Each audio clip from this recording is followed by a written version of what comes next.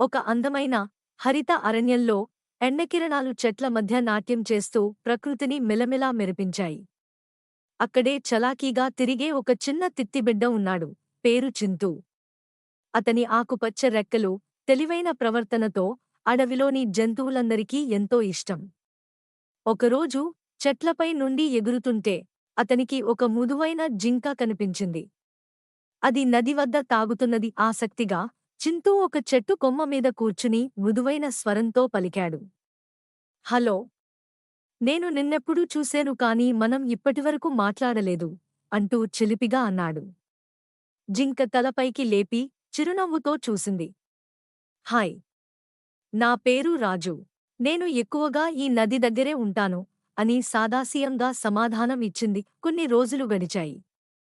ఇప్పుడు వీరిద్దరూ విడదీయలేని స్నేహితులయ్యారు. చింతూ సరదాగా కథలు చెప్తూ రాజును నవ్వించేవాడు. రాజు అడవిలో దాగిన మార్గాల గురించి చింతూకు నేర్పాడు. ఇద్దరూ కలిసి నవ్వుతూ, ఆడుతూ కొత్త ప్రదేశాలను కనుగొన్నారు. ఒకరోజు సాయంత్రం ఆకస్మికంగా ఆకాశంలో నల్లని మేఘాలు చేరుకున్నాయి. గాలి గట్టిగా వీచింది. భారీ వర్షం కురిసింది. చెట్ల కొమ్మలు ఊగిపోయాయి. చింతూ ఒక కొమ్మకు గట్టిగా పట్టుకుని భయపడుతున్నాడు. అతని స్నేహితుడు రాజు ఈ దృశ్యాన్ని చూసి వెంటనే వెళ్లి సహాయం చేయాలని నిర్ణయించుకున్నాడు. చింతూ, దిగిపో, నేను నిన్ను కాపాడతాను అని రాజు గట్టిగా కేక వేశాడు.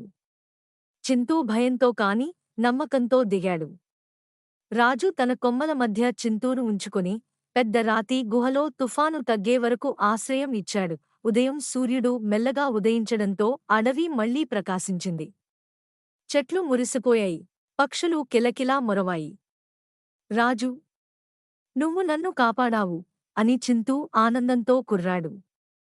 రాజు చిరునవ్వుతో, స్నేహితులు ఎల్లప్పుడూ ఒకరికొకరు అండగా ఉండాలి అని చెప్పాడు. ఆ రోజుకి తర్వాత వీరి స్నేహం మరింత బలపడింది.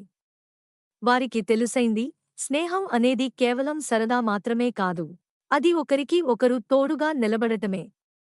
అలా అరణ్యంలో వీరి మైత్రి చిరస్థాయిగా నిలిచిపోయింది.